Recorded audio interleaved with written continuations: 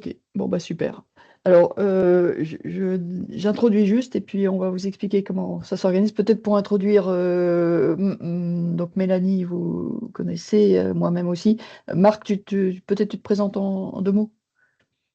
Oui, bonjour à tous. Donc, Marc Wittersheim, je suis en retraite maintenant depuis 5 ans, mais j'ai travaillé en fait quasiment toute ma carrière au sein du BTPL, Bureau technique de promotion laitière, qui est une association, une union de coopératives laitières françaises et qui fait toujours du conseil auprès des éleveurs laitiers.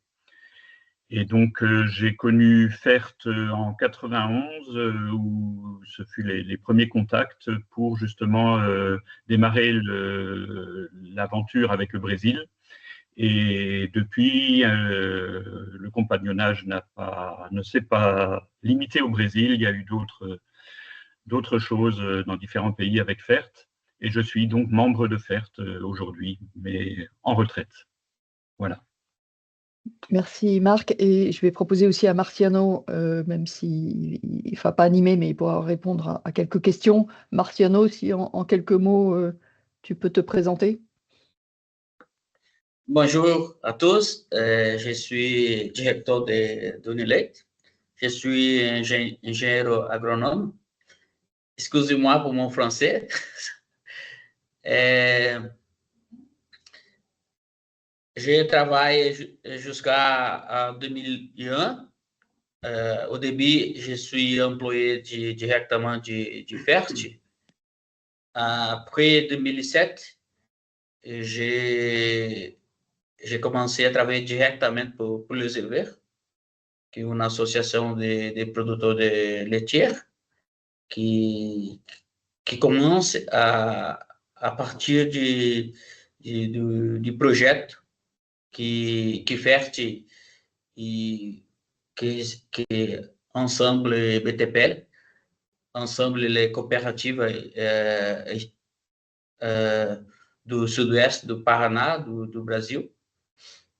Et bon, après 2007, nous Unileite, son début, c'est 2001. Mais 2007, elle commence, c'est responsable pour la continuation de travail qui FERT a commencé jusqu'à 1982. Merci C'est Marciano. bon? C'est très clair, hein, donc voilà, tu as été recruté en 2001 par FERT, en fait par AgriFERT, qui était notre antenne Oui, au oui. Brésil. Et puis en 2007, tu as été transféré à Uniège. On va revenir sur l'historique dans la première partie. OK. Donc on vous propose un webinaire un peu particulier. C'est peut-être la première fois qu'on fait un webinaire de cette façon, de retour d'expérience 12 ans après l'arrêt d'un partenariat avec l'un de nos partenaires, donc en l'occurrence Uniledge. Et on vous propose 4 temps, donc on va essayer de bien tenir le chronomètre. Une présentation à 3 voix qui va être bon, peut-être un petit peu ardue. Il va falloir que vous accrochiez un petit peu là pour tenir 40 minutes, mais on pense que c'est utile que vous ayez un peu toutes les informations. Ensuite, 10 minutes de questions-réponses pour approfondissement vraiment sur le sujet qu'on aura présenté, Uniledge. Et puis ensuite, on reviendra nous 15 minutes sur les réflexions et recommandations qu'on a pu faire à Uniledge. Et enfin, l'échange de 25 minutes à la fin sera quels enseignements pour nos autres partenariats, c'est-à-dire quels enseignements pour vos propres actions. Donc, ayez bien cette question en tête dans votre écoute attentive là. On ne va pas revenir sur le cas d'Uniledge du Brésil, ça c'est l'affaire du Brésil, mais quels enseignements on en tire, nous, FERT ou vous, acteurs dans des organisations de producteurs dans les différents pays, pour les actions en cours. Voilà si ça vous va. Et à gauche, vous avez un joli fruit très caractéristique du Brésil et plus spécifiquement du Paraná, je crois, qui s'appelle la... Et là, je te passe le relais. L'Araucaria. Je commence? Oui, vas-y. Bon, donc juste une petite précision à ce qu'a dit Anne aussi, c'est que nous sommes allés, donc Mélanie, Anne et moi-même, sur place il y a un peu moins d'un an, au mois de juin 2024, pour justement essayer d'observer et de comprendre comment Unilage a évolué au cours des 12 années d'indépendance complète par rapport à FERT. Quand je dis complète, ce n'est pas tout à fait vrai, puisqu'on a toujours maintenu des contacts, notamment avec Marciano, des échanges d'informations et de conseils, mais la vraie autonomie datait de 12 ans et on voulait vraiment voir comment ça se passait 12 ans après, donc, et vous en faire part. Alors, juste pour présenter très rapidement le contexte, donc la région de Capanema, où est le siège de Unilage, se situe vraiment dans un des États du sud du Brésil, l'État du Paraná, et qui est donc tout proche, qui est frontalier avec l'Argentine. Le Paraguay n'est pas loin non plus. Donc, pour vous situer, c'est une région qui était densément occupée par la forêt vierge jusqu'à à peu près 80 ans, hein, dans les années 50. On peut dire que les premiers défrichements ont eu lieu et que des colons qui eux-mêmes avaient déjà colonisé des États plus au sud du Brésil, c'est-à-dire surtout le Rio Grande do Sul et l'État de Santa Catarina, des colons venus d'Europe à la fin du 19e siècle, début du 20e, venant essentiellement d'Allemagne, de Pologne, d'Italie, un peu de France, étaient venus dans ces États et les exploitations étant trop petites pour nourrir leurs familles nombreuses, il y a eu une deuxième vague d'immigration vers le Paraná pour défricher. Donc, ils sont venus avec leur hache et leur scie manuelle pour couper la forêt et installer des petites exploitations dans le Paraná, en laissant quand même un parc naturel pour occuper pour maintenir un peu de diversité. L'agriculture dans le Paraná est de type plutôt familial, contrairement à beaucoup d'autres régions du Brésil. Il faut savoir qu'au Brésil, il y a vraiment deux systèmes d'agriculture. L'agriculture dite familiale, avec des petites exploitations, et l'agriculture plutôt industrielle ou entrepreneuriale, qui occupe de grandes surfaces et de grands territoires. Vous avez entendu parler des fazendas, qui sont les grosses exploitations brésiliennes. Donc, dans le Paraná et plus particulièrement dans la région de Capanema, l'agriculture familiale est quand même majoritaire, tant au niveau du nombre d'exploitations, puisqu'on a 90% des exploitations à Capanema qui sont de type familial et qui occupent plus de 70% du territoire. Donc, c'est une région où FERT avait des partenariats à jouer. Alors, historiquement, les choses ont démarré donc avec 4 partenaires autour de FERT en Alsace principalement, à savoir la Chambre d'agriculture, le contrôle laitier du Bas-Rhin, une coopérative laitière Alsace-Lait, l'IRCOT qui était l'organisme de coopération décentralisée régionale en Alsace et qui finançait un certain nombre d'actions, et le BTPL. Donc, FERT a réuni ses partenaires et les a mis en lien avec essentiellement 2 premières grosses coopératives du Paraná, qui étaient la Coagro et la Coasul. Juste une précision, ces coopératives avaient été faites par les militaires qui les avaient créées sous le régime militaire précédent et n'avaient de coopératives, on va dire que surtout le nom, c'était des grosses boutiques avec des supermarchés, avec des collectes de multiples origines, des céréales, du coton, du soja, mais aussi un peu de lait. Et l'historique, on va passer après sur l'historique, c'est que des membres de la coopérative Coagro sont venus en Alsace à l'invitation de FERT pour voir un peu comment ça se passait. et ils ont découvert des exploitations alsaciennes qui ressemblaient fort aux leurs, c'est-à-dire une certaine diversification, des petites exploitations avec, dans les années 90, avec une spécialisation qui démarrait vers le lait pour certaines. Et donc, les responsables de la coopérative Coagro, dont le président Alfonso, se sont dit, tiens, mais on pourrait peut-être s'appuyer sur eux parce que nous recherchons, nous, des solutions pour freiner l'exode rural qui était très fort à l'époque. Et vous avez entendu parler aussi des favelas au Brésil.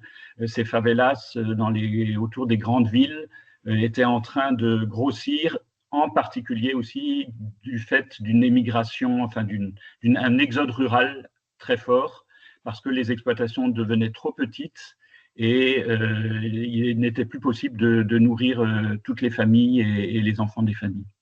Donc, l'idée au départ, c'était bien de permettre à des petits agriculteurs du Paraná et de la région de Capanema de trouver une diversification et une spécialisation aussi, leur permettant de vivre de leur métier. Et ils se sont dit, allons sur le lait, on a déjà un petit outil de collecte au sein de la coopérative, on a quelques éleveurs avec des vaches, on a de quoi faire. C'est peut-être mieux que le verre à soie, parce qu'on avait aussi la coopération japonaise qui avait proposé un appui sur le verre à soie, mais ils se sont rendus compte que ce n'était pas trop adapté à eux.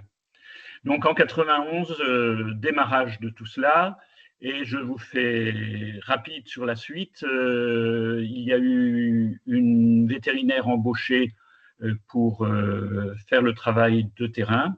Il y a eu beaucoup d'accueil à la fois de techniciens, de vétérinaires, d'agronomes brésiliens qui sont venus en Alsace pour des périodes plus ou moins longues pour se former chez nous sur les techniques, aussi bien les techniques laitières que fourragères, que d'animation de groupe. Nous avons également reçu plusieurs jeunes agriculteurs brésiliens. Par chance, ils beaucoup parlaient allemand et les agriculteurs alsaciens parlent bien allemand aussi, donc ça permettait de faciliter les choses. Et donc, ils sont venus ici dans des fermes avec aussi un petit parcours théorique de formation. Et ils sont repartis au Brésil avec plein d'idées, plein de dynamisme et envie de faire bouger les choses. Tout ça, donc, jusqu'à dans les années 2000, début des années 2000, où finalement, suite à un certain désengagement des deux coopératives de base, Coagro, Coasul, les éleveurs qui étaient motivés se sont dit on va créer notre propre association, on aura plus de facilité, on pourra décider vraiment vers où on veut aller. Et c'est là où donc a commencé à germer l'idée d'Unilate, qui s'est réellement imposée donc en 2007 avec un animateur, Marciano. Et je dois dire, c'est pas parce que Marciano est là que ça a été vraiment une très grande chance pour Unilate, parce que c'est quelqu'un qui a tout de suite compris vers où il fallait aller et qui a pris les moyens pour créer un conseil d'administration digne de ce nom et faire un travail de terrain extraordinaire avec les agriculteurs. Et petit à petit, il a développé donc Unilate pour arriver jusqu'en 2012 avec plus de 165 éleveurs accompagnés, 4 salariés à l'époque, et avec, c'est ça qui est important aussi, une autonomie financière acquise, puisque pendant les 20 premières années, FERT avait quand même financé notamment le poste d'animateur. Et en 2012, FERT a dit, on vous a accompagné 20 ans, maintenant, à vous de vous débrouiller. Et ils se sont très bien débrouillés puisqu'ils ont trouvé, on le verra ensuite, l'autonomie.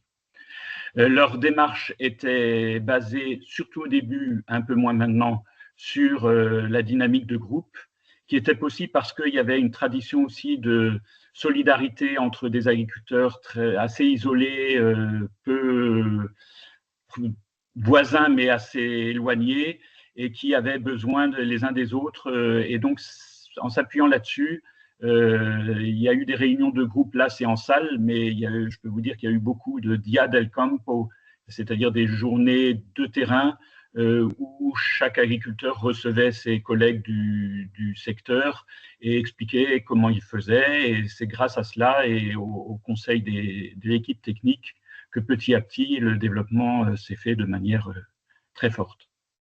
Puisque, voilà, là c'est un petit extrait de l'itinéraire dans le temps d'Unileitch. C'est juste les stats sur 8 producteurs qui, dès le début, ont enregistré leurs données et ont fait l'objet d'un suivi.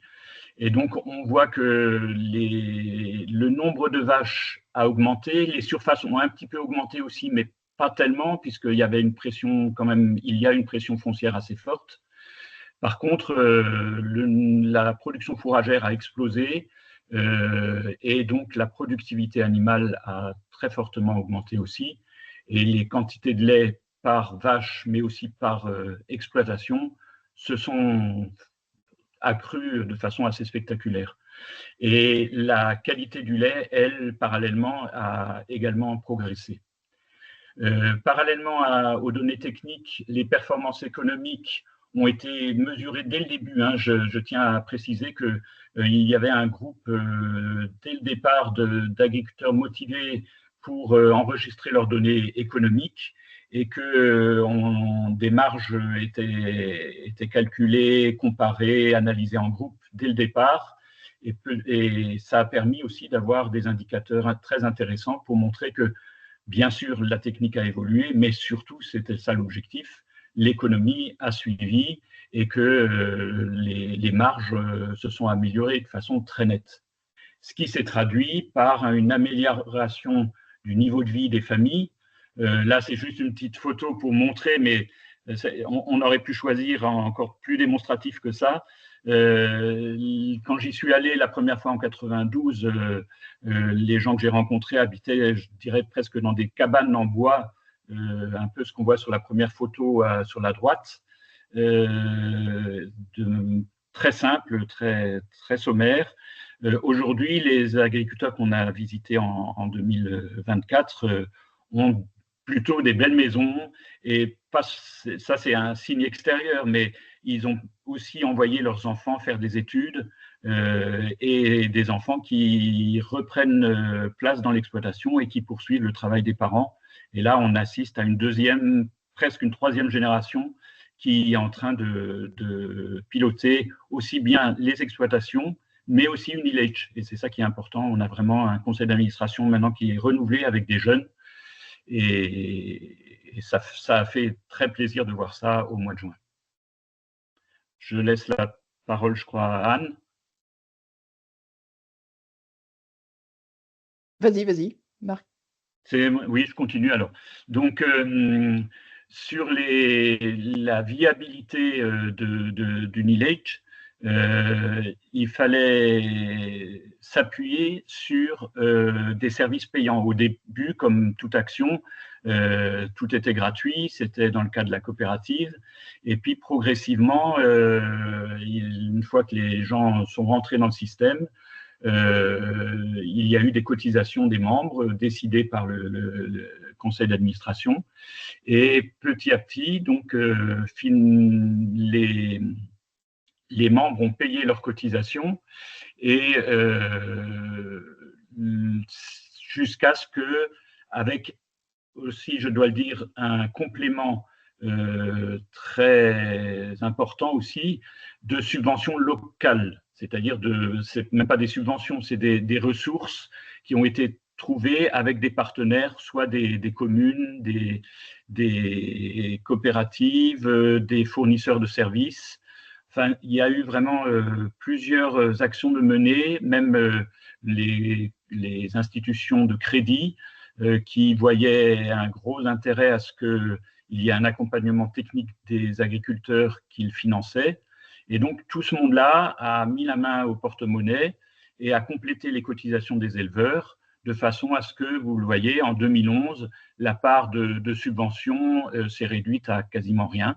Et on pouvait dire en 2011, maintenant, c'est bon, le job est fait, Unilate est sur une bonne voie pour poursuivre son activité. Merci Marc. Donc on va passer à la deuxième partie. 12 ans après, quelques visites de ferme, et je laisse Mélanie démarrer. Merci. Du coup, l'idée, c'est de vous présenter quelques fermes qu'on a pu voir en juin dernier, et surtout de vous montrer en fait la diversité des éleveurs, des élevages qu'on a pu rencontrer, que vous vous rendiez compte un petit peu des attentes qui peuvent être assez différentes finalement d'une ferme à l'autre. Donc, je commence par la ferme de Fernando et Adriana Muelber. Alors, pardon pour si je prononce mal les noms de famille, c'est compliqué pour moi. Du coup, c'est les photos que vous voyez là. Fernando, il avait avant avec son frère une société de transport, et quand il a vendu le camion, il a pu acheter 9 hectares qu'il utilise maintenant en fait pour du maïs avec 2 récoltes par an. Il a acheté aussi une trentaine de vaches et 25 génisses qu'il élève dans sa ferme en famille.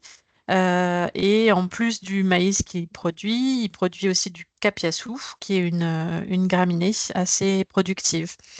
Donc ça suffit pas pour l'alimentation du bétail. Il doit aussi acheter une quantité d'aliments chez ses voisins qui coûtent, finalement, il nous a donné une estimation, le triple de ce que lui-même peut produire.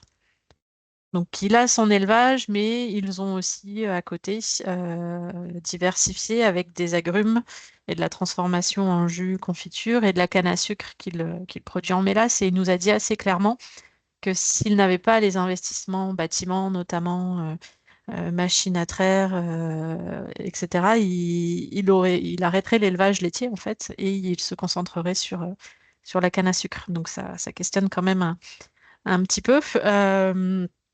Au niveau d'Uniletch, il a été président pendant 3 ou 4 ans. C'est lui d'ailleurs qui était venu aux 40 ans de FERT avec Marciano. Sa femme, actuellement Adriana, est secrétaire au conseil d'administration, et il bénéficie des services d'Uniletch comme le contrôle laitier, le parage, les cornages.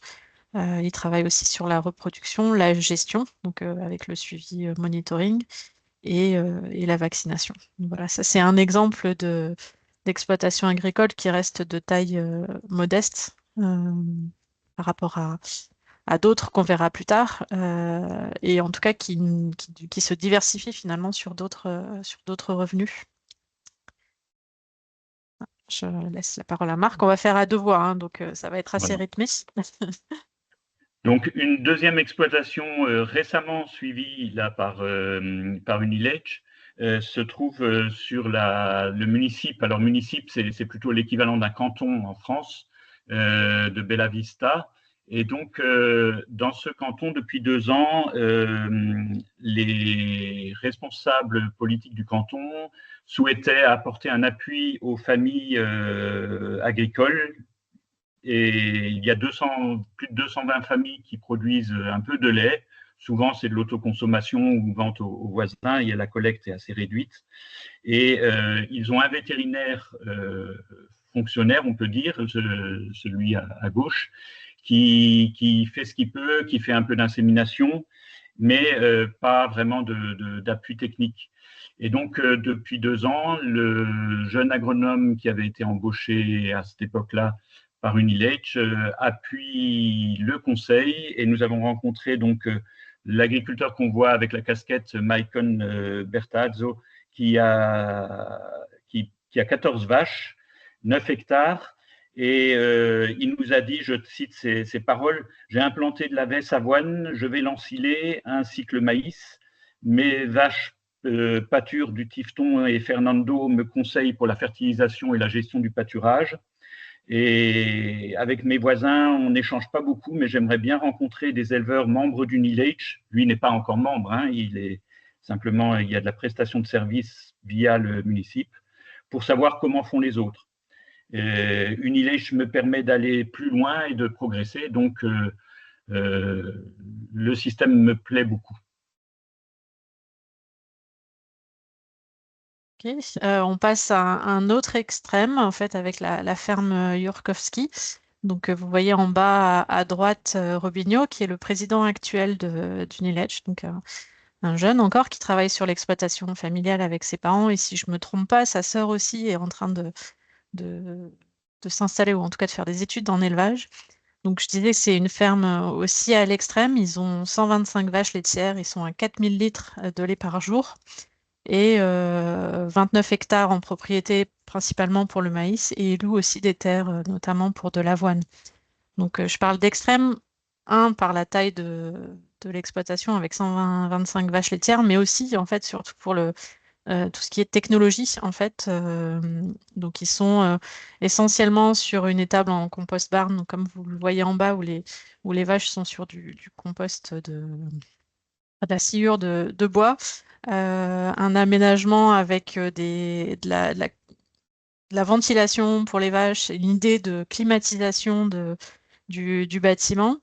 Ils ont une unité de méthanisation déjà en place. Et en fait, surtout, donc c'est la seule ferme finalement qui est la première dans la région avec des robots de traite, donc 2 robots de traite et même j'ai oublié le nom, mais un distributeur automatique voilà, de lait pour les veaux. Donc tout ça, c'est mis en place par l'entreprise Lely qui vient des Pays-Bas, qui vend même la poudre de lait, alors que c'est une ferme laitière, quoi.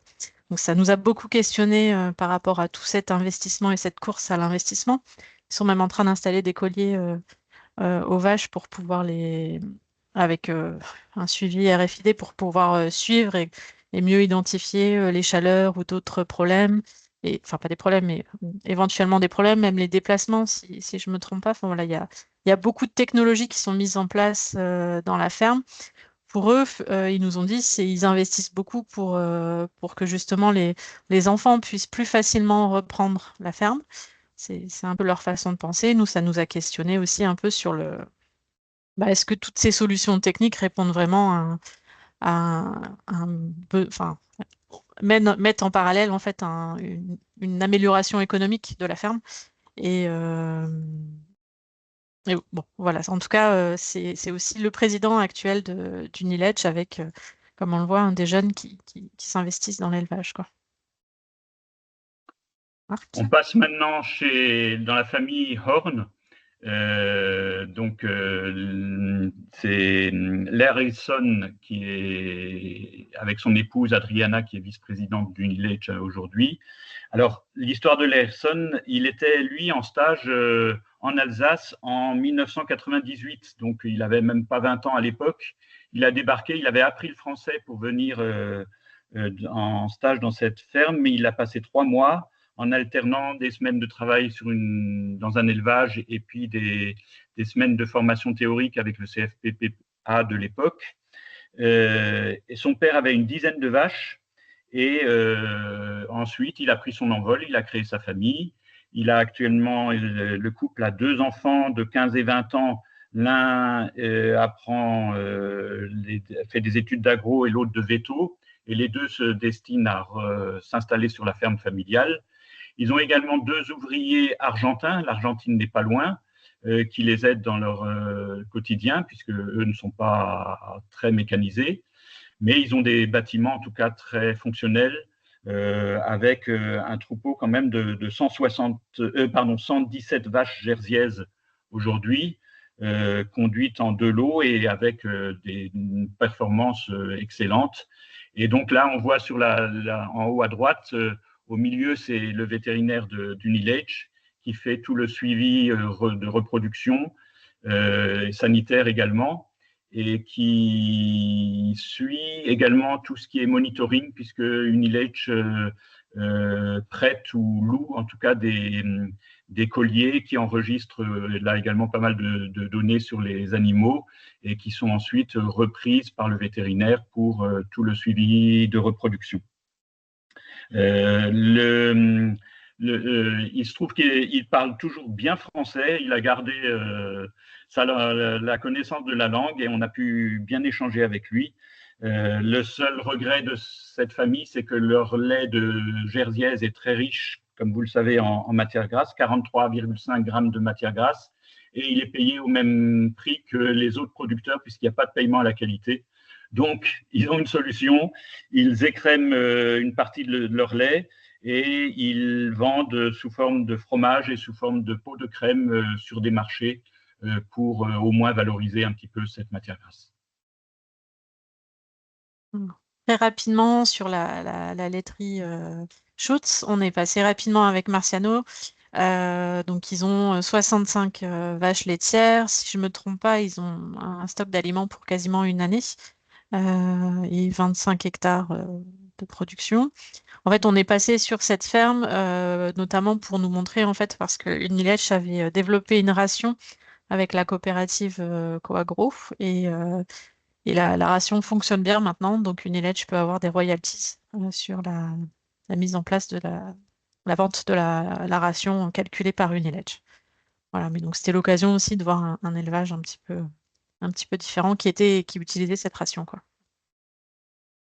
Et puis le dernier, mais c'est pour moi quelqu'un auquel j'y tiens beaucoup, c'est Louis et son épouse Nelly Gaxteter, c'est la première ferme que j'ai rencontrée en 1993 quand j'y étais, où ils vivaient vraiment dans des conditions très précaires. Ils avaient 5 hectares, ils faisaient un peu de tabac, un peu de soja, 6 vaches qui produisaient même pas 2000 litres par vache. Et ils avaient à l'époque Alberto, qui entre-temps, leur fils unique, qui a fait des études de technicien agricole et qui aujourd'hui, marié à une salariée de Uniletch, qui a quitté Uniletch il y a peu de temps, s'installe avec ses parents sur la ferme.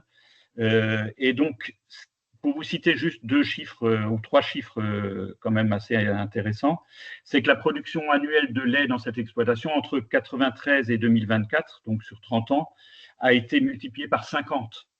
Le nombre de vaches a été multiplié par 10 et la productivité par vache est passée donc de moins de 2000 litres à 8500 litres par vache, avec des bâtiments bien adaptés, des fourrages de très bonne qualité. Et donc, une très belle réussite pour cette famille, avec malgré tout une incertitude pour nous quand on observe tout ça, c'est que comment va se passer la transmission. En l'occurrence, là, il y a un fils unique, ça devrait aller sans trop de problèmes, mais ces exploitations ont grossi rapidement, ont investi. Que va devenir la suite aussi au niveau du partage? Il n'y a pas de structure associative familiale comme chez nous, type GAEC ou autre. Donc, ça reste vraiment des structures familiales pures et dures. Il restait une dernière ferme, donc on monte à 150 km au nord de Capanem, en fait, dans la zone de Toledo, où Uniletch en fait est en train de mettre en place un programme qui est financé par le gouvernement, donc PLMS. Donc on a pu rencontrer Lucas, le jeune que vous voyez avec le t-shirt rouge, qui bénéficie de certains services d'Uniletch. Alors c'est vrai que il y a 2 aspects qui m'ont frappé dans cette visite. C'est du coup ce jeune qui a acheté la ferme, 33 hectares, avec ses parents et son frère, après avoir fait des études de comptabilité et de négoce. Donc 8 ans d'études, on parle. Euh, et qui, après tout ça, décide de s'installer en tant qu'agriculteur. Je trouve ça plutôt chouette. Et il disait lui-même, je gagne plus d'argent en faisant l'exploitation là, que s'il était salarié dans le commerce ou l'industrie. Donc actuellement, il travaille, il collabore avec le Frimeza et Uniletch et bénéficie de services comme le parage des pâtes, les inséminations et tout ça. Mais c'est vrai que ce qui est surprenant, c'est que du coup, il a 4 conseillers autour de lui. Donc l'agronome d'Uniletch qui travaille avec lui, un vétérinaire d'Uniletch, un conseiller aussi sur l'exploitation parce qu'il a des porcs et puis le conseiller directement de Frimeza. Donc, ça fait quand même beaucoup de monde un peu segmenté autour de lui avec chacun leurs interventions. C'était pour le tour des élevages. Oui, Oui. Marc? Une petite précision, on a prononcé plusieurs fois Frimeza. Frimeza, c'est simplement une union de coopératives laitières de l'État du Paraná, donc qui gère toute la partie commerciale et transformation, collecte et commerce des produits laitiers, et qui s'est développé parallèlement à ça, si vous voulez. Il y a eu aussi un fort développement de l'industrie laitière qui a permis aussi le développement des exploitations, bien sûr, puisqu'il y avait des débouchés assurés. Merci à tous les deux. Donc, on va passer à un petit bilan rapide et avec beaucoup de précautions, d'humilité qu'on a fait dans le cadre de cette mission. Donc, vous avez en haut là toute l'équipe actuelle, en tout cas au moment où on y était, du NET. Vous voyez une équipe importante. Et puis en bas, au milieu, les deux personnes qui ont été vues dans leur ferme, le président fils, Yukorski, et puis la vice-présidente Horn, j'ai oublié son prénom. Adriana. Adriana, merci. Donc en termes de services, une palette de services qui a été déployée par Uniletch, certains qui étaient déjà il y a 10 ans et d'autres qui se sont développés. Donc soit des services en propre, vraiment gérés par les salariés, en particulier le conseil agronomique, conseil technique et de gestion, ils appellent le PGPL, et puis des services qui sont externalisés avec de la prestation aux éleveurs gérés par Uniletch. Donc le constat, le bilan qu'on faisait, c'est que Uniletch apparaît davantage aujourd'hui comme une entreprise de services, internalisée ou externalisée, et un petit peu moins comme un groupe avec le conseil au centre de l'activité. Donc l'éleveur bénéficie de prestations par différents conseillers, comme vous l'avez vu dans les présentations, quelquefois 4 ou 5, ce qui peut arriver aussi en France, qui interviennent chacun dans leur spécialité, quelquefois avec une expertise très, très pointue. Et donc cette posture de prestataire qui a été travaillée un peu pendant la mission, différente de celle de l'animateur, plus polyvalent et plus avec une approche systémique de l'exploitation. En termes d'évolution des élevages, donc là on remet quelques chiffres entre 2011 et 2024. Donc en termes de progression des membres, ils sont passés de 115 à 133. Alors il y avait eu d'autres chiffres qui étaient mis parce que ça c'est vraiment les membres complets, c'est pas juste les bénéficiaires au travers d'un programme ponctuel. La moyenne de vaches est passée globalement de 20 vaches par ferme à 50 et beaucoup plus de systèmes confinés. Donc cette technologie qui a été développée avec le compost barn et la ventilation et qui permet des productivités supérieures. Et puis en termes de volume de lait, donc autour de 16 litres par vache par jour en 2011, à jusqu'à 40 litres par vache par jour pour le président Yukorski aujourd'hui. Donc les données du contrôle laitier ont continué de progresser. On avait déjà dans les slides d'avant cette tendance, donc elle ne s'est pas arrêtée avec le partenariat. Elle a continué à progresser en termes de volume. Et par contre, moins de propriétés en contrôle laitier. Est-ce que c'est moins un besoin? Est-ce que voilà, c'est une orientation qui a été prise? Donc il y a moins de conseils du coup qui peut s'appuyer sur ce contrôle. En termes du nombre d'éleveurs, on l'a déjà vu tout à l'heure, et le nombre d'éleveurs, donc la méthodologie déployée par Uniletch, à l'instar de ce que faisait et fait sans doute encore le BTPL, il y a des groupes essentiellement sur le technique, donc partage d'informations techniques, et d'autres qui prennent à la fois le service technique et le service économique. Donc là, on voit qu'il y a moins d'éleveurs qui sont suivis en suivi économique, et il nous a semblé, encore une fois avec des guillemets, quoi, mais il nous a semblé que les éleveurs ne s'appropriaient pas forcément tous très bien ces données.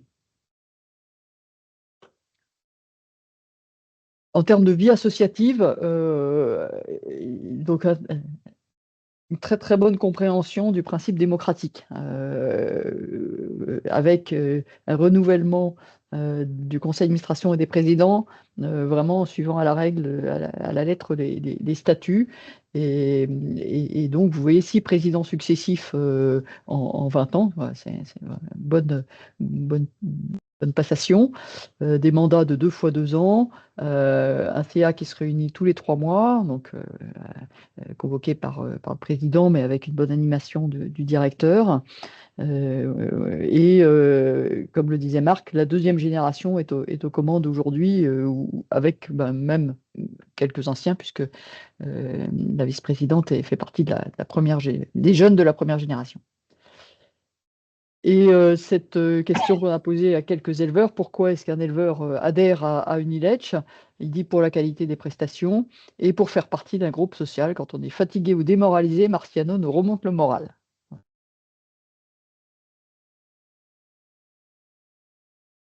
Alors, l'équipe, les moyens qui ont été déployés depuis ces 12 dernières années, donc une augmentation du nombre de salariés qui a été multipliée par 3, et aussi des prestataires qui ne sont pas dans cet effectif-là. Et ce qui fait qu'aujourd'hui, on a 15 éleveurs par salarié. Donc, un salarié travaille à peu près avec 15 éleveurs en moyenne, dont 3,5 sont des employés de bureau, parce qu'il y a beaucoup de travail autour de ces données. Alors, ça s'explique, quand vous avez vu la taille des exploitations et la technicité de ces exploitations, le temps que doit passer un technicien, un conseiller par exploitation est plus long qu'avec un élevage simple.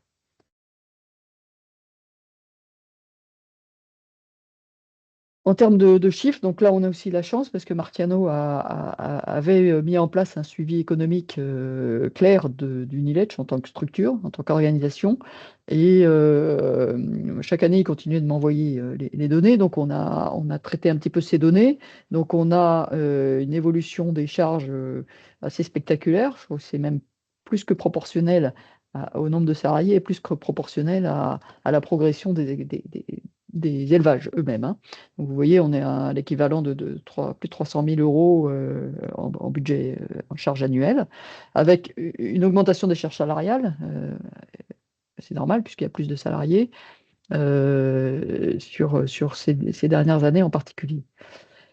Donc, par contre, l'augmentation des charges est très supérieure à l'inflation pendant cette période. Donc, il y a vraiment par éleveur, une grosse augmentation du budget par éleveur. Et en ressources financières, donc ils ont suivi le même schéma. Donc, ce que Marciano a vraiment très très bien développé, c'est toute cette organisation de partenariat gagnant-gagnant, soit avec des coopératives de crédit ou la Frimez, donc coopérative entreprise laitière ou collectivité. Et donc ce partenariat, ces ressources liées à des partenariats locaux, fait la majorité des ressources financières. Il y a les ressources propres aussi. Donc les ressources propres, c'est les cotisations des membres, cotisations ou plutôt paiement du service à la carte en fonction des services qui sont proposés et auxquels adhère l'éleveur. Et puis quelques prestations par Uniletch même, qui diverses, des combines que Uniletch a trouvées pour, par exemple, travailler sur la fiscalité des exploitations ou des choses comme ça. Bien que ça coûte cher, le bon père de famille qui est Marciano fait qu'il met de l'argent de côté. Et fin 2023, Uniletch disposait d'un capital de fonds propres de 250 000 euros. Donc, ce que l'on dit beaucoup dans les autres pays, constitue un fonds de roulement. Bon, voilà, il a constitué un bon fonds de roulement qui correspond presque à une année de charge. Voilà, et donc là, c'est sous une autre présentation, la diversité des ressources financières, alors qui s'est un petit peu écrasé puisque aujourd'hui, on a quand même 2 acteurs majeurs dans ces ressources. Frimez, donc la fameuse entreprise laitière au travers du programme d'État, et puis les cotisations au travers du Conseil économique PGPL. Donc une petite fragilité, Frimez, c'est à la fois une force, puisque ça permet notamment d'atteindre des éleveurs plus petits au travers de ce programme et de le faire rentrer en pleine adhésion, mais c'est aussi une faiblesse, parce que le jour où le programme s'arrête, potentiellement on perd 36% des ressources d'Uniletch et on perd aussi les éleveurs qui sont accompagnés au travers de ce programme. Voilà On a dépassé un petit peu nos 40 minutes, mais c'est pas grave. On va prendre le temps de questions d'éclaircissement en espérant qu'on vous a pas tous perdus.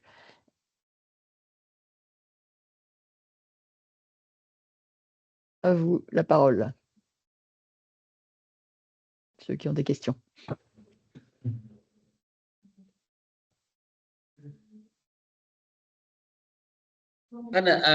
Peut-être je fais quelques signalisations. C'est pour la complémentation, peut-être je peux parler. Vas-y, Marciano, et après, je vois qu'il y a déjà 3 questions. Vas-y. Je ne compris pas. Est possible? Oui, Oui, vas-y. oui. OK. Ah, ok. Et bon, la première question sur au défi, toujours, nous avons des défis, hein. Principalement au début, la phase de notre autonomie, nous pensons quelquefois pour faire une rupture d'arrêter avec des tout. Je dis cette question pour montrer par vous que c'est maintenir une institution, de maintenir un objectif, toujours non c'est facile. Besoin de beaucoup de persistance et de focus sur le travail. Compris? Hein? Oui, je reformule rapidement pour les Ok. collègues.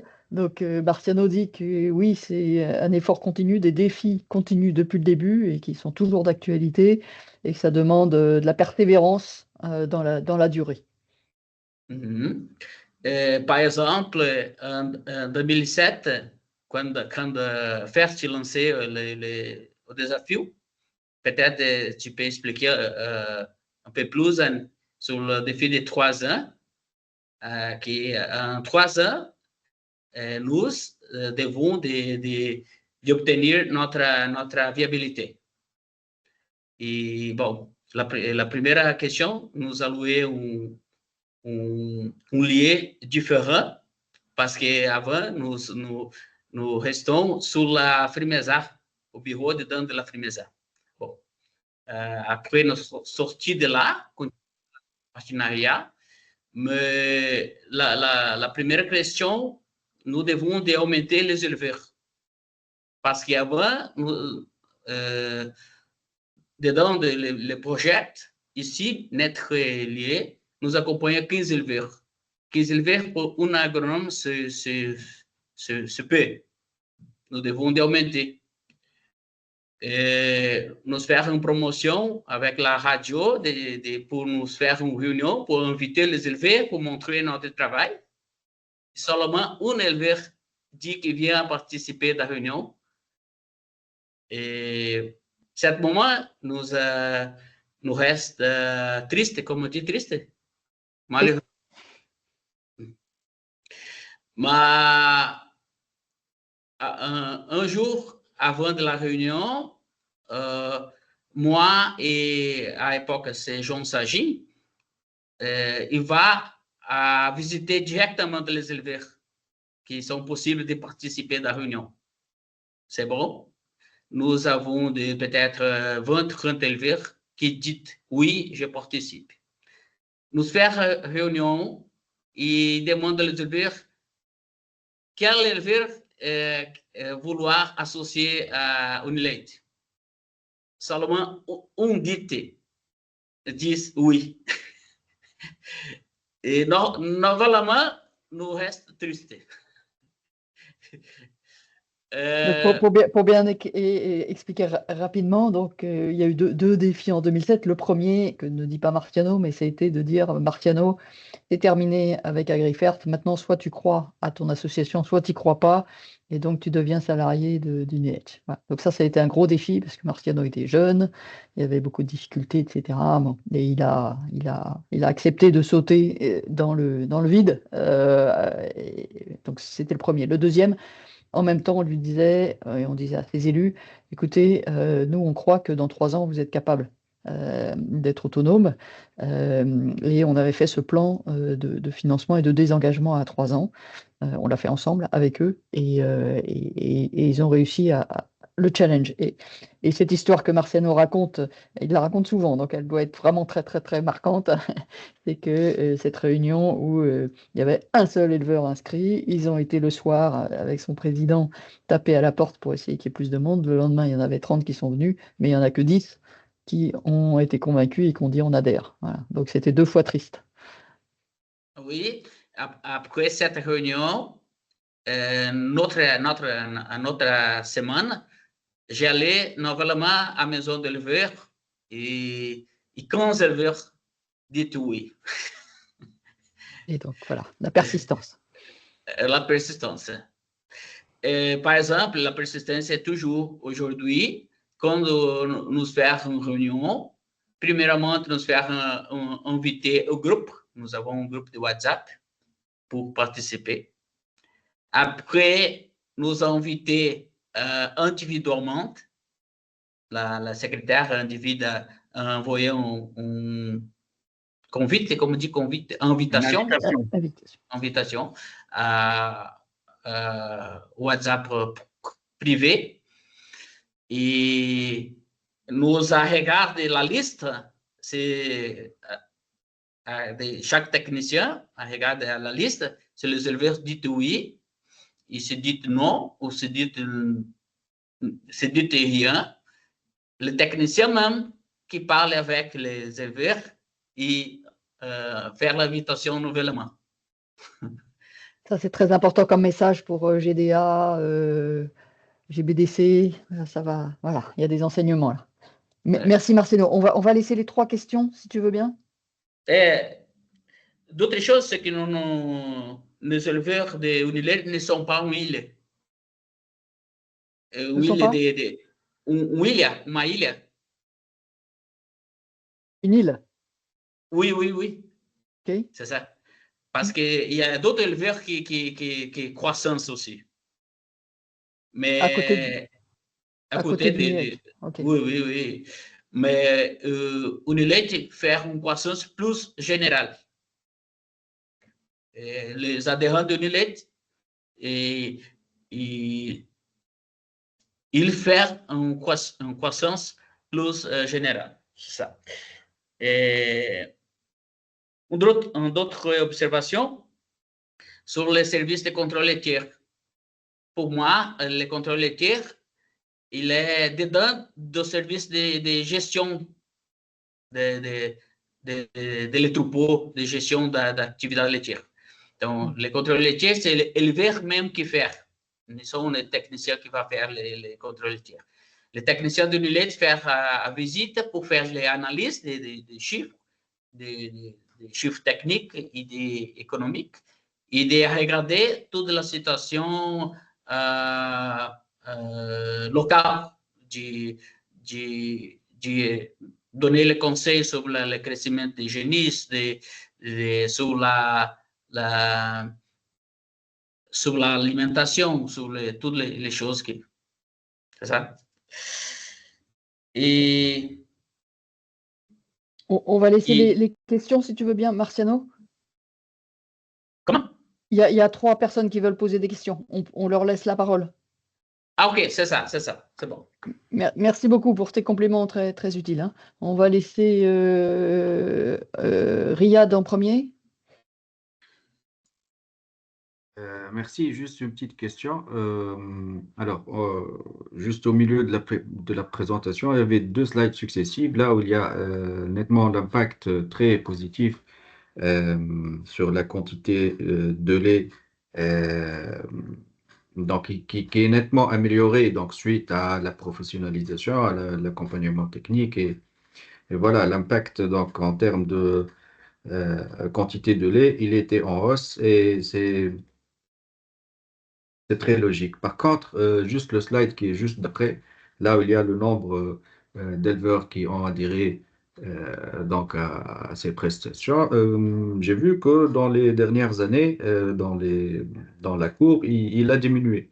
Donc la question, elle est j'ai pas bien saisi pourquoi le nombre, en termes de nombre, les éleveurs qui ont bénéficié ou qui adhèrent à ce projet, il a diminué. Voilà. Ok, ok, merci. On va prendre les 3 questions, puis on va se retourner vers Martiano. Merci, Riyad. Ange? Oui, merci beaucoup. Juste 2 questions rapidement, hein. Merci beaucoup pour la présentation et de nous avoir fait voyager au Brésil. La première question, c'est surtout sur les ressources.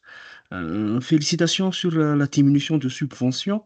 Et on voit bien que les ressources principales sont les ressources liées aux partenariats locaux et aussi la cotisation. La question, c'est que quelles sont vraiment les ressources liées aux partenaires locaux et comment vous avez pu mobiliser cette certaine quantité de ressources liées aux partenaires locaux? Quelle est votre astuce? Et puis, la deuxième question en lien, ce que le monsieur avait questionné tout à l'heure, que on perçoit qu'il y a l'augmentation de part de cotisation et de paiement de services d'une année à une autre. Vu qu'il y a la réduction des membres, cette augmentation est due à quoi? Qu'est-ce que vous avez fait pour avoir vraiment une augmentation de participation des producteurs, des cotisations et tout ça? Et la dernière question, c'est il n'y a pas tellement de services sur la commercialisation et transformation. Est-ce que c'est pas prioritaire ou c'est pas, il n'y a pas tellement de problématiques là-dessus? Merci. Merci, Ange. J'écarte tout de suite ta dernière question et on reviendra sur les 2 autres. UNIEJ, c'est une association de services de conseil technico-économique. C'est comme un Cap Malagas. Donc, ce n'est pas une coopérative qui fait faire de la pro ou de la commercialisation. Donc, c'est vraiment que du conseil, hein. Donc, il restait Amandine. Est-ce que tu as baissé ta main? C'est peut-être la même question. Et C'était la même Jérôme. question que Ange, oui. Ok, Jérôme, et puis après, on va redonner la parole à... Enfin, vas-y, Jérôme. Oui, merci. Merci pour la présentation, c'était passionnant. Et puis c'est conforme à ce que Marc m'en a souvent dit, en fait. Voilà, donc c'est intéressant de revoir ça dans le détail. Moi, j'ai une question, en fait, parce qu'au regard des présentations des fermes, on voit qu'il y a une très grande variété, en fait, d'exploitation, en termes de taille, en termes de fonctionnement, en termes peut-être même d'objectifs. J'ai entendu une ferme qui était très technologique, et puis des fermes de taille beaucoup plus réduite, enfin voilà, avec beaucoup moins de moyens. Moi, je m'interrogeais parce qu'au BTPL, on a donc nos groupes de progrès, enfin on anime des groupes. Par contre, on est sur des publics qui sont malgré tout assez resserrés en termes de typologie d'exploitation au sein d'un même groupe. Et là, voilà, je m'interrogeais sur le fonctionnement du collectif quand on a une telle variété, une telle diversité de profils. Alors, non pas que ce soit possible, mais comment on arrive à retrouver une cohésion avec des exploitations qui sont aussi différentes. Merci, Jérôme. Alors, on va gérer votre frustration à tous, mais on va quand même répondre. Marciano, tu vas essayer de répondre assez succinctement, assez rapidement à la première. Pourquoi le nombre d'éleveurs a diminué ou stagné? Et puis à la deuxième, celle de Jérôme à l'instant, comment est-ce que vous faites quand il y a des élevages tellement différents, petits, grands, techniques, pas techniques? Comment est-ce que vous arrivez en tant qu'équipe à répondre à cette diversité?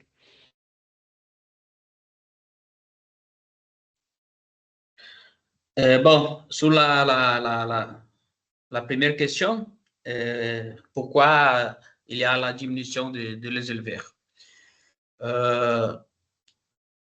Nous avons en 2021 un vétérinaire qui est très bon, qui est parti de Unilate et a emporté les éleveurs ensemble. 2012. Très important pour tous, un technicien, il peut partir avec les gens avec qui il a beaucoup travaillé, il a été en confiance, et il est tellement aimé des agriculteurs avec lesquels il a bossé que les agriculteurs partent avec lui. Oui, oui. Si tu as regardé le graphique, en 2021, il diminue. Et ces techniciens sortis et il emportait plus de 20 éleveurs. 2011, nous avons d'autres techniciens qui font la même chose. c'est un problème qui, qui notre travail, un conseil plus prochain de l'éleveur. Et les éleveurs, comme on dit, il y a beaucoup de confiance, mais c'est un problème que maintenant nous allons faire un contrat et un accord avec les techniciens plus fort pour éviter ce problème. D'autres questions, c'est que nous avons dedans de l'association les membres effectifs. Les membres effectifs, c'est les membres plus compromettis, plus engagés dedans de l'association. Sont lui qui sont mandataires, tu comprends, mandataires? Sont sociétaires, c'est à eux qu'appartiennent Unilage. Oui, oui. Lui il a la parole de la décision dedans de l'association. À ce moment, il y a 40 éleveurs qui sont membres effectifs. Par nous, nous avons de sécurité avec ces membres et normalement, les éleveurs qui commencent avec Unilage continuent jusqu'à aujourd'hui. Ça. Ok, Marciano, je pense que c'est bon sur ce point. Est-ce que tu peux dire quelques mots sur la question de Jérôme? Comment vous faites pour travailler avec des élevages tellement différents et des éleveurs tellement différents?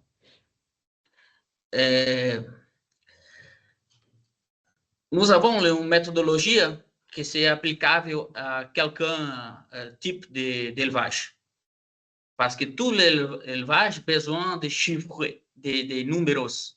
Et à chaque type d'élevage, nous pensons qu'il y a un technicien, un type de technique qui s'adapte à chaque élevage. Ok, mais pour l'animation de groupe, hein, c'était la question de Jérôme, quand vous faites l'animation de groupe avec des éleveurs très différents. Oui, je prends le relais, si tu veux, Marciano, par rapport à cette question, parce que dès le départ, et je pense qu'aujourd'hui c'est toujours le cas, il y avait une certaine homogénéité sur des petits secteurs, des petites régions. Donc les gens se retrouvaient en groupe au niveau de leur communauté. Il y a parfois même des communautés d'églises locales qui servaient de support avec une salle mise à disposition. Et donc, là-dessus, il n'y avait pas de grosse différence entre les agriculteurs et c'était assez facile. Aujourd'hui, c'est vrai que les publics sont très, très différents, mais ceux, comme le dit Marciano, qui étaient présents au début, ils vont se retrouver, ils ont évolué à peu près de la même façon et ils se retrouvent entre eux pour échanger. Alors que dans le deuxième exemple qu'avait présenté tout à l'heure, qu'on avait présenté, c'est une région où c'est tous des très petits agriculteurs qui sont également assez homogènes sur leur région et les réunions se font entre eux. Donc, il y a peu de mélange entre des agriculteurs très techniques, par exemple, et d'autres qui démarrent le travail avec Unilage. Donc, ça facilite bien sûr les choses. Pour compléter, Marc, par nous, la diversification d'éleveurs, c'est une chose positive, très positive. Parce que chacun, il y a des expériences. Et cette expérience enrichisse les groupes.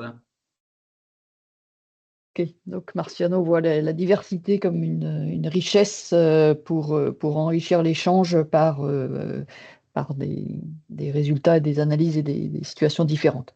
Merci à tous les deux. Je réponds en quelques mots à Ange sur l'aspect accroissement des ressources propres de deux façons principales, les cotisations qui ont beaucoup augmenté ou les prestations, enfin les services payés Donc ça, c'est assez mécanique, hein. C'est-à-dire que plus les éleveurs ont grandi, plus ils ont eu besoin de services différents, comme vous l'avez vu, et plus ils avaient de ressources, puisqu'ils généraient plus de revenus, et plus ils payent, hein. Donc même si le nombre d'élevages n'augmente pas, le nombre de membres n'augmente pas beaucoup, ce que paye chaque éleveur augmente proportionnellement au service. Mais c'est aussi parce que Marciano et Uniedge ont très bien fait la grille des services pour que ça rentre, hein. Donc, je pense que c'est aussi un enseignement que certains peuvent garder en tête.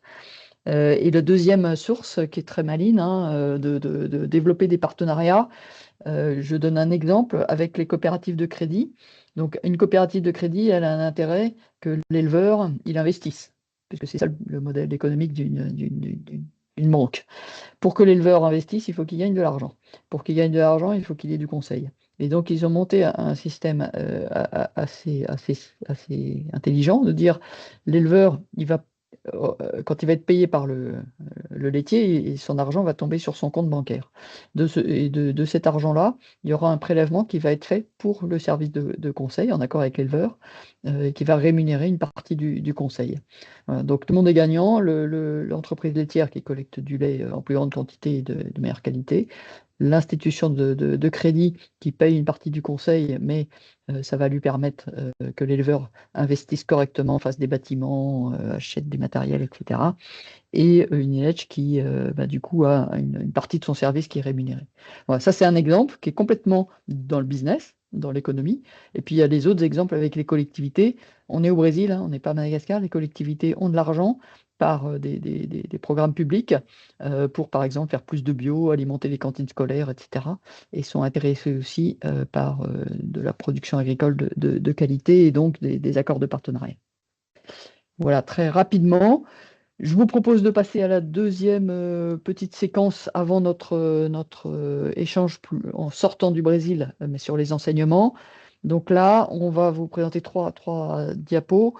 Marc, je te laisse. C'est notre analyse un peu sous forme de ce qu'on a l'habitude de faire à FERT, hein, viabilité technique, économique, organisationnelle et institutionnelle, de façon assez schématique, hein.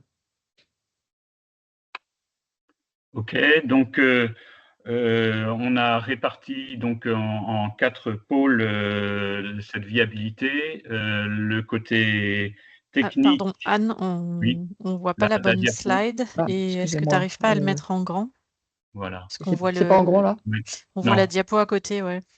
Alors attends, c'est parce que j'ai pas fait comme il fallait. Qu'est-ce que j'ai mal fait par rapport à tout à l'heure? Entre-temps, je commence Les le 3 commentaire. petits points et tu enlèves le mode présentateur. C'est bon? Voilà. Oui. OK. Donc, moi, je vous présente les aspects techniques, économiques et financiers. Le côté positif, c'est que, bien sûr, il y a eu accroissement des volumes et donc des tailles d'exploitation. Les services se sont développés avec une professionnalisation très forte.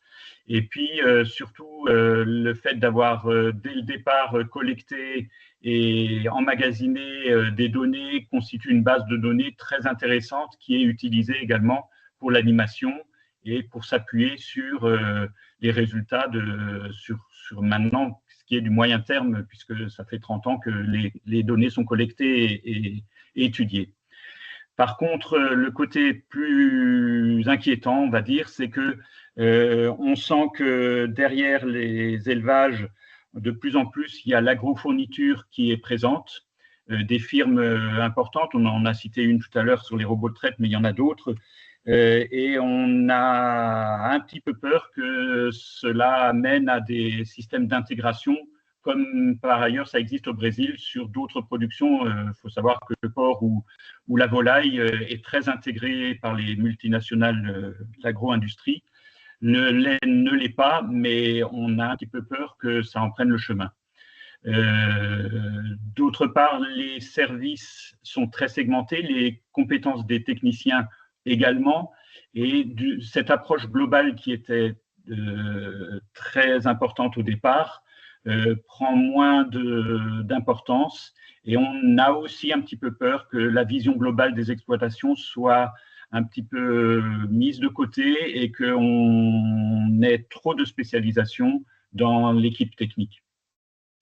Ça, c'est pour le côté technique. Pour le côté économique, bien sûr, le fait d'avoir des ressources financières et des fonds propres est un point très positif.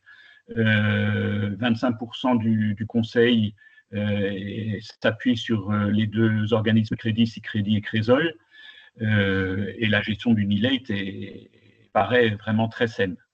Par contre, la question justement du modèle futur d'exploitation, on sent qu'il n'y a pas beaucoup de réflexion là-dessus, pas beaucoup de prise de recul. Il y a une dépendance par rapport au programme PMLS, qui est un programme du gouvernement qui transite par Frimesa pour soutenir la qualité et la quantité de lait dans les fermes. Si ce programme devait s'arrêter, il en était un peu question, une part du financement tomberait. Et ce qu'on vient de souligner, c'est-à-dire que les ressources croissent, mais sans que le nombre de membres augmente. Et dernier point, la gratuité des services. C'est vrai qu'on l'a illustré dans un municipe où pour l'instant le service au départ est gratuit. Qu'est-ce qu'il en est le jour où il va falloir demander aux éleveurs bénéficiaires de payer? Logiquement, si ça se fait comme les précédents, ça devrait marcher, mais il y a toujours une incertitude là-dessus. Merci. Sur la partie viabilité organisationnelle, je vais aller assez vite puisqu'il y a des points qu'on a déjà abordés. Marciano nous expliquait tout à l'heure sa difficulté à maintenir les équipes. Donc, il y a pas mal de turnover dans l'équipe avec en plus des techniciens, des vétérinaires qui partent avec les éleveurs. Donc, on observe une diminution finalement quand même, une tendance à la diminution du nombre d'éleveurs membres. Malgré ça, hein, Marciano arrive à maintenir et à renouveler l'équipe progressivement et puis à maintenir une animation, hein. On a vu que c'était quand même une équipe soudée, mais ça questionne un petit peu quand même sur la baisse de l'efficience finalement avec un nombre d'éleveurs qui est réduit par rapport quand on les compte par salarié, quoi. Ça, c'était sur la partie équipe. Sur la partie élu, responsable professionnel, Anne le disait tout à l'heure, il y a un renouvellement à la lettre, hein, du conseil d'administration, donc assez fréquent, une vie associative qui tourne. On se questionne un peu par contre sur la formation des leaders, la continuité avec la transmission finalement et la vision qui est réfléchie par les élus. Et donc peut-être un manque de recul et une absence de stratégie qui est vraiment pilotée par les élus. Donc c'est beaucoup Marciano qui garde le cap et puis pilote au quotidien Unilage, quoi. Un dernier point juste qui est assez positif, hein, on voit l'installation des jeunes dans les fermes et puis aussi finalement la relève qui se met en place au niveau de la gouvernance d'Unilage. Voilà, et pour finir sur la viabilité institutionnelle, hein, donc Unilage dans son environnement institutionnel, donc des municipes qui sont demandeurs de produits de l'agriculture familiale de plus en plus, et donc c'est une réelle opportunité pour ces éleveurs, et donc pour Unilage, et des partenariats possibles à développer. Tout ça demande du temps, hein, pour Marciano, pour les élus, pour identifier et concrétiser ces partenariats. Paradoxalement, je dirais, Unilage n'est pas encore très connue, alors qu'elle est la seule organisation d'éleveurs spécialisée dans le sud-ouest Paraná. Je pense que même à l'échelle du Brésil, il ne doit pas y avoir beaucoup d'équivalents d'Unilage, hein, sur cette dimension d'association pilotée, portée par la profession pour le conseil aux agriculteurs ou aux éleveurs, là, spécifiquement. Ouais, et puis un autre risque, hein, ou faiblesse, c'est que certains municipes commencent à développer des services gratuits.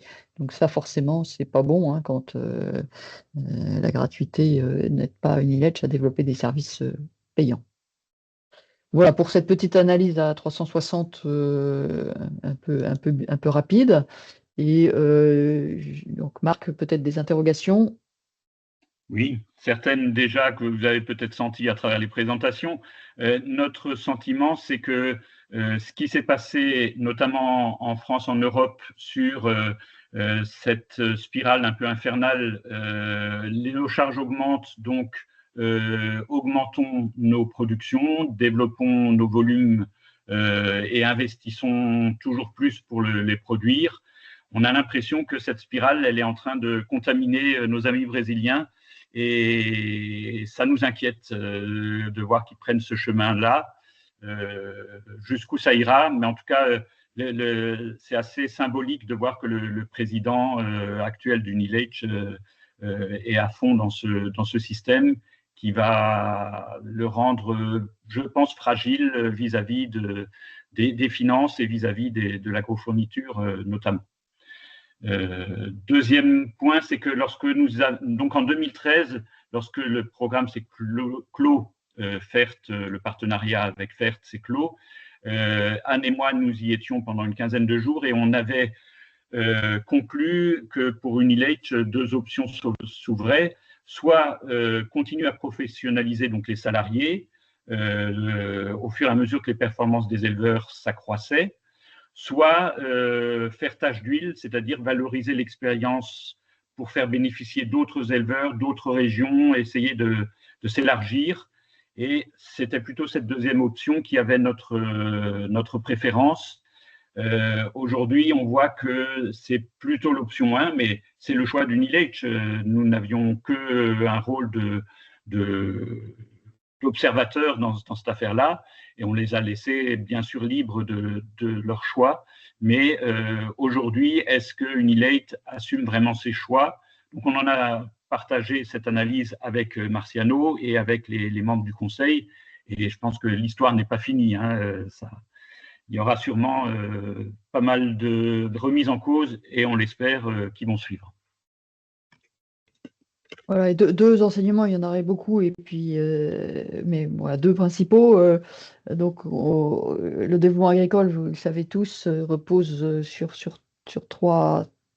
un trépied, le technique, l'économique et ce que j'appelle là le politique, c'est-à-dire la gouvernance, la stratégie. On a beaucoup accompagné le technique, l'économique, vous l'avez vu dans cette frise historique. On a accompagné le troisième volet vraiment sur le tard, les dernières missions, derniers échanges, quand une partie du CA est venue en France, notamment vers les années 2010, et on les a un peu laissés seuls. Donc, c'est vraiment bien ce qui se passe avec ces renouvellements de vie associative, etc. Mais probablement, on n'avait pas atteint la maturité suffisante quand on s'est arrêté. On aurait dû anticiper ça plus tôt. Et puis, avec le recul, on pense qu'on a aussi... C'est une action très particulière dans la vie de FERT. C'est une action, une fois quelqu'un m'a dit, c'est une action qui s'est construite sans aucun cadre logique, sans aucun projet, sans aucun financement, si ce n'est à la toute fin, le petit financement Agritera. Donc, c'est une action qui s'est vraiment construite au fil de l'eau, voilà, dans cette relation de confiance qu'on a développée avec les Brésiliens. Mais du coup, on ne s'est pas donné beaucoup de cadres méthodaux, et notamment pas de bilan partenarial régulier et d'évaluation régulière pour regarder ce qui marche, réorienter et avancer. Voilà, ce qu'on fait maintenant beaucoup plus dans les différents pays et différents partenariats.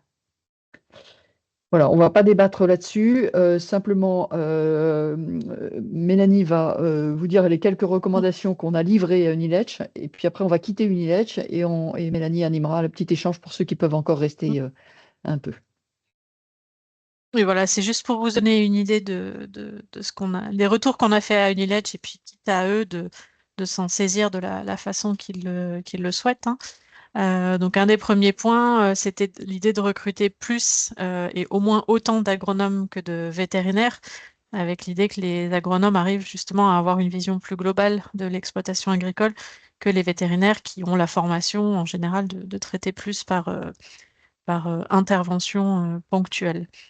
En lien avec ça, retravailler la démarche de conseil avec une vision plus large du conseil global à l'exploitation, l'animation de groupe qui s'est un peu réduite ces dernières années, et retourner aussi à des visites d'échange pour favoriser comme le disait Marciano, l'enrichissement, l'apprentissage entre agriculteurs et éleveurs. Développer les ratios économiques, dans le sens où il y a beaucoup de données qui sont là. Elles sont peut-être pas toujours bien comprises et correctement intégrées avec toutes les charges de structure, le taux d'endettement qui est pas facile à comprendre, mais aussi à interpréter. Et donc, former les conseillers à leur interprétation. Comme les agriculteurs investissent de plus en plus, c'est vrai qu'il y a un besoin à mieux prendre en compte ça. Et donc, c'est plutôt aussi des agronomes qui peuvent avoir cela plutôt que des vétérinaires, quoi. Et je lis même ce point il y a beaucoup de solutions techniques qui sont apportées aux éleveurs sans toujours bien réfléchir, est-ce que ça apporte vraiment quelque chose d'un point de vue économique à l'exploitation, quoi.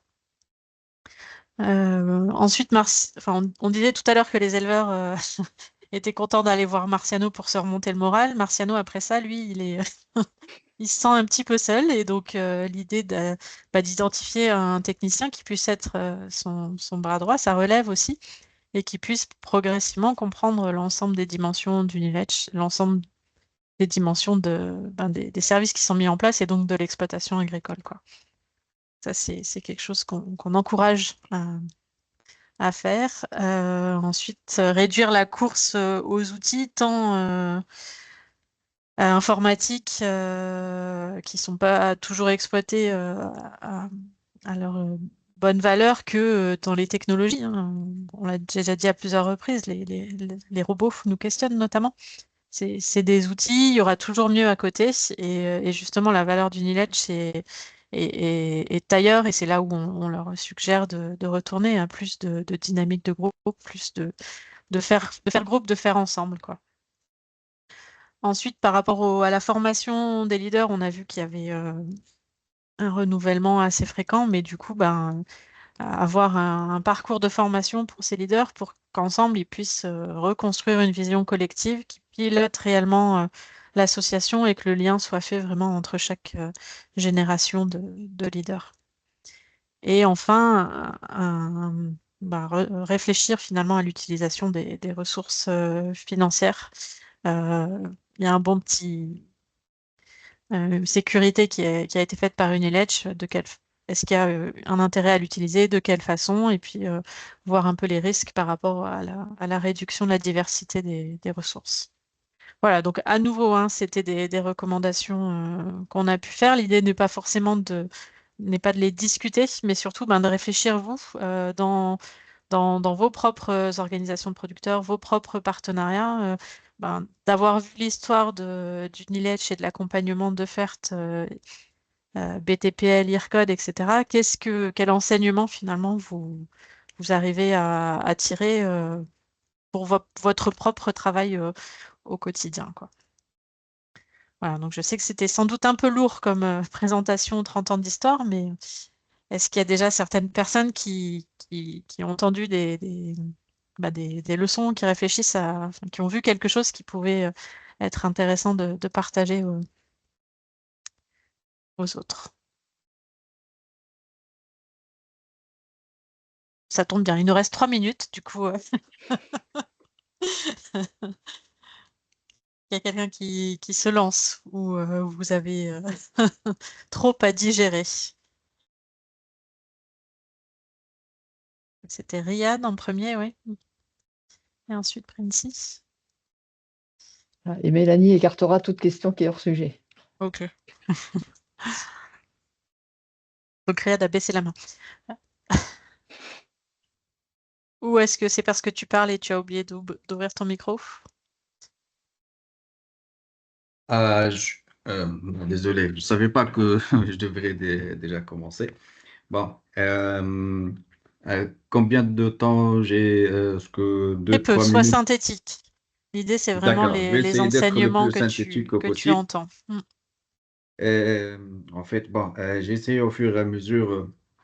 Moi, je découvre maintenant l'expérience de ce qui se passe pour l'élevage bovin donc, du côté du Brésil. J'ai essayé au fur et à mesure de faire par analogie à ce qu'il y a en Tunisie et parallèlement à ce qu'on est en train de faire ou ce qu'on pourra faire. J'ai noté déjà quelques points.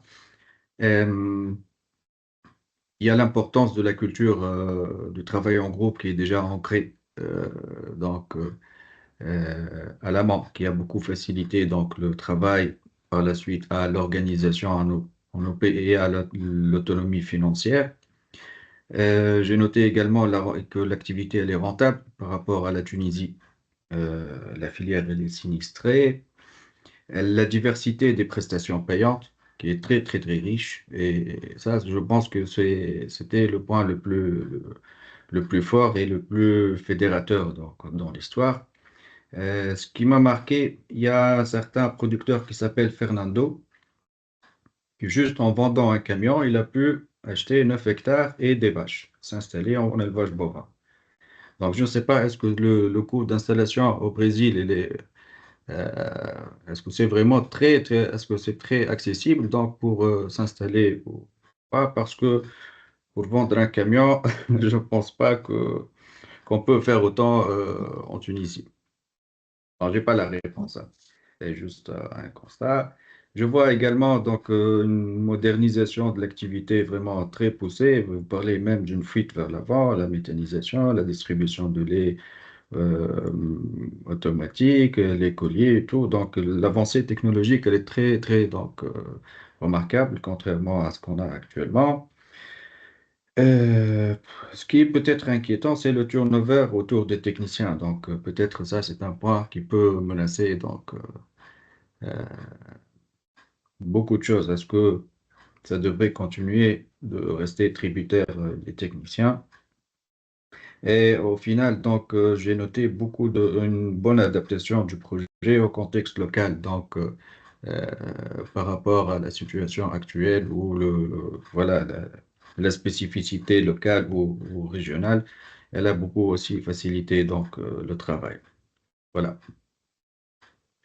Ok, merci. Enfin, il y a beaucoup de choses qui sont liées à la comparaison des contextes. Moi, ce que je retiens vraiment en termes de démarche dans ce que tu as pu dire, c'est le côté travail en groupe qui a pris, dès le début de l'action, de l'accompagnement, en fait, qui a pris une place importante, et la diversification des prestations payantes.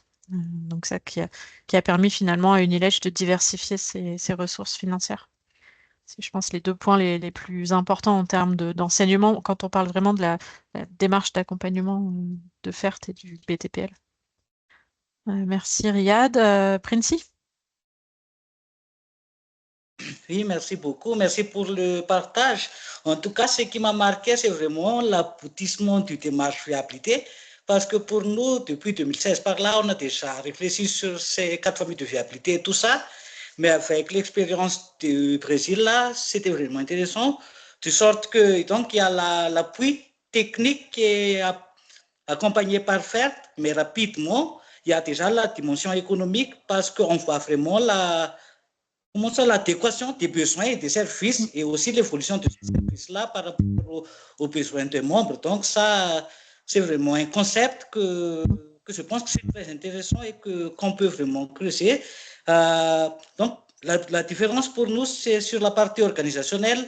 Donc, on s'appuie vraiment sur les administrateurs des structures pour nous aider dans le, comment on va dire, dans l'établissement de l'opérationnel et tout ça, alors que pour eux, si j'ai bien compris, c'est plus sur les techniciens, et quand les techniciens partent, il y a des risques que les producteurs partent avec lui.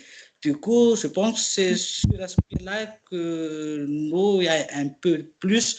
Donc, concrètement, nous sommes en train de renouveler notre plan stratégique là et on a déjà pensé à faire une entrée fiabilité sur le renouveau de notre plan stratégique et je pense que c'était vraiment intéressant de participer à cette partage d'aujourd'hui et d'en tirer ces leçons-là. Merci.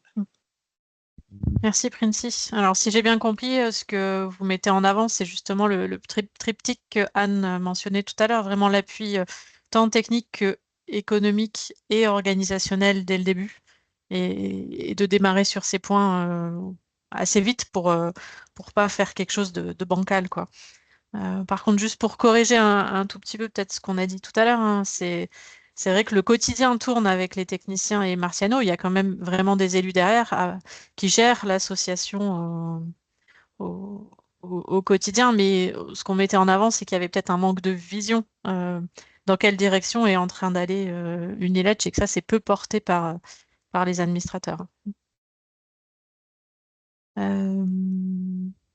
Merci en tout cas pour ces points. Amandine? Oui, merci Mélanie, merci à tous pour la présentation. Forcément, ça fait beaucoup écho à ce qu'on peut vivre avec nos partenaires en Géorgie. Je me permets aussi d'introduire du coup Eliso qui nous a rejoint depuis tout à l'heure, qui représente un peu nos partenaires du GBDC et d'Airtoba. Moi, ça m'interpelle un peu à deux niveaux sur des réflexions qu'on a en Géorgie sur le modèle d'exploitation agricole qu'on accompagne. Alors après, dans notre cas, on est sur des exploitations qui forcément font beaucoup de pâturage, sont dans des zones de montagne et donc restent petites.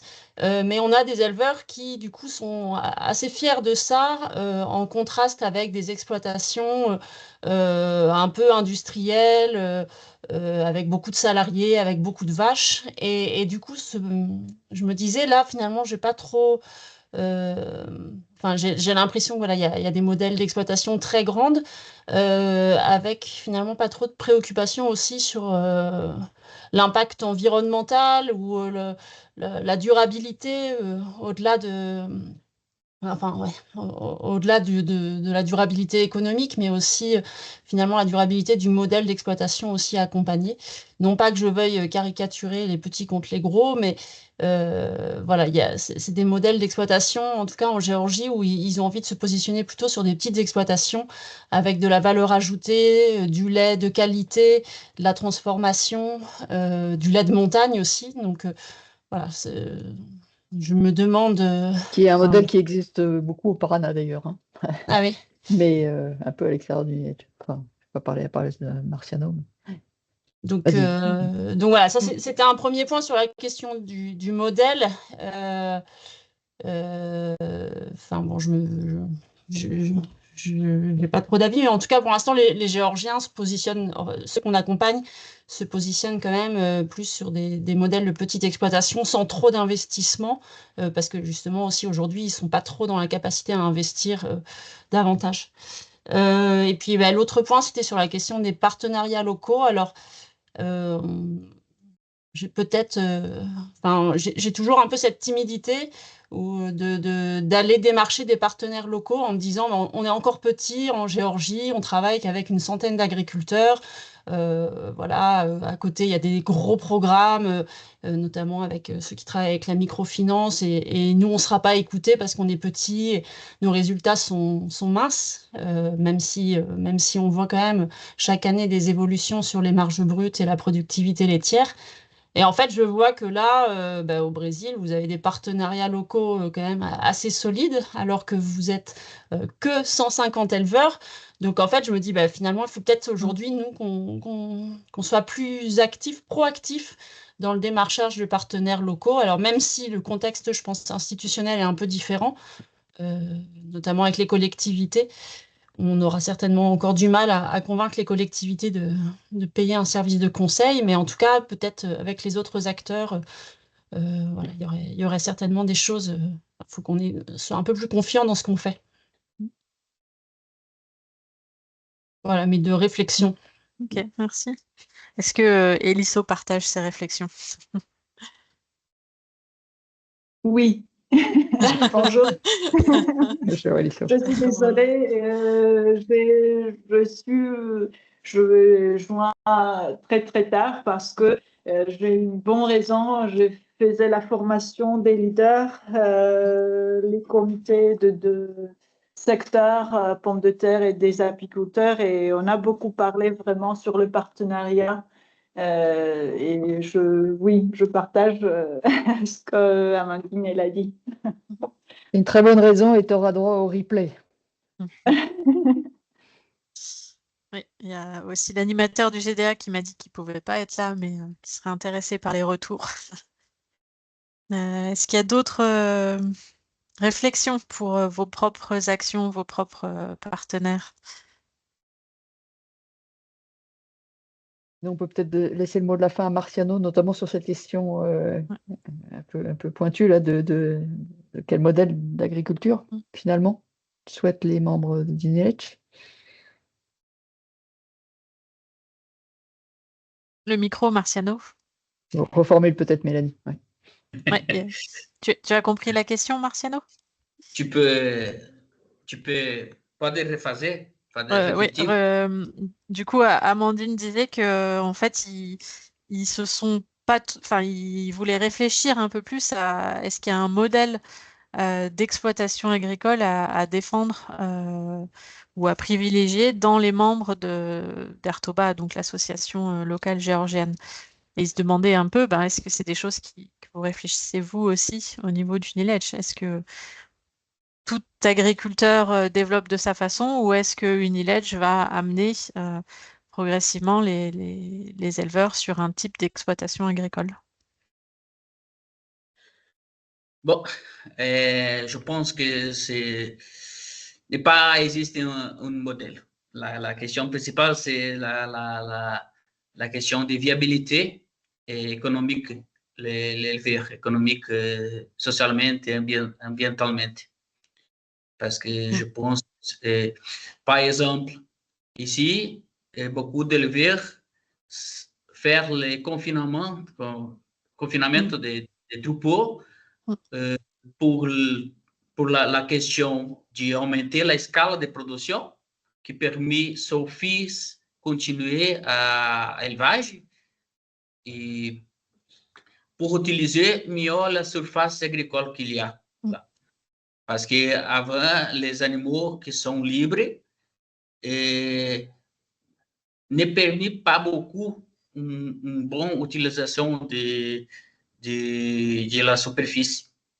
Parce que si aumenta les troupeaux sur une petite superficie, l'herbe, il ne vient pas bien. Le crescimento de la fourrage, il n'est pas bon. Tu as compris? Oui, oui, oui. Du coup, la réflexion actuelle des agriculteurs, c'est plutôt de, je trouve mes mots en français aussi, de parquer les animaux, augmenter la production de l'élevage et du coup de mieux utiliser finalement les parcelles cultivables. Parce que si les bêtes restent en pâture, finalement la production fourragère en herbe diminue. Il y avait aussi un peu la question par rapport à la réflexion environnementale. Quels sont les... Est-ce qu'il y a des discussions finalement au sein du NILEDGE par rapport à ça? Bon, l'activité laitière, il y a une chose que c'est très intéressant si vous utilisez les fumier pour la fertilisation de maïs. Pour ça, par nous, c'est plus une solution, par exemple. Nous utilisons beaucoup le stockage de cette fumier que les éleveurs utilisent pour la fertilisation après. Ok. Même Ok. il y a d'autres, par exemple, il y a un système de compost que la vache permanece sur la...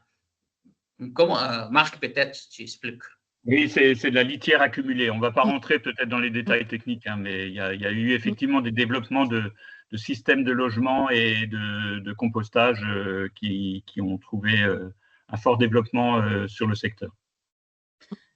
Encore, pour la viabilité, toujours, nous devons de faire de attention quel équilibre, quelle technologie à chaque éleveur pour le moment. Parce que cet éleveur, peut-être, ils vont avancer beaucoup pour le moment sur la technologie.